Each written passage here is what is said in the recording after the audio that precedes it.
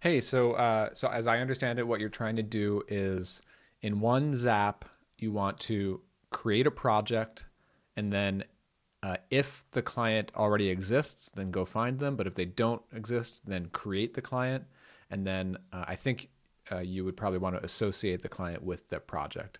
So that's all possible. Let me show you how to set this up. I just put together this example. The trigger, that could be. I guess you're probably using a Google form. You could do that. Here, I just have a tweet.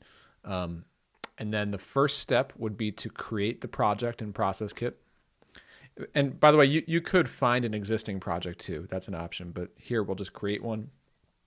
Uh, Pretty basic. So I selected the board and I'm using the tweet text plus Zapier. And then I left all these blank for now. For now, we'll leave the client blank. We'll get to that later.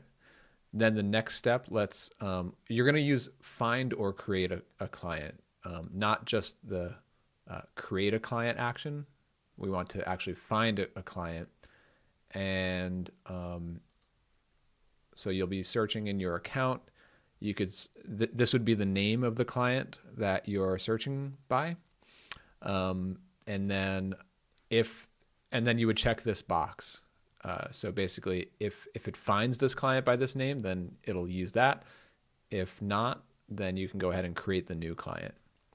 And then moving down, you want to update the project. So here, as the project ID, you'll get that from step 2, which was the project ID that was created when you created the project. So use that. And then you do need to select the board. So even if it's staying within the same board, just select that. That's required. And then for the client, instead of selecting a client that you see here, you'll go to custom and then pull down step 3 and use the client ID here and put that in as the client ID. And then what'll happen is it'll create a project, it'll create the client, or it'll find it, and then it'll associate that client with the project. I hope that helps.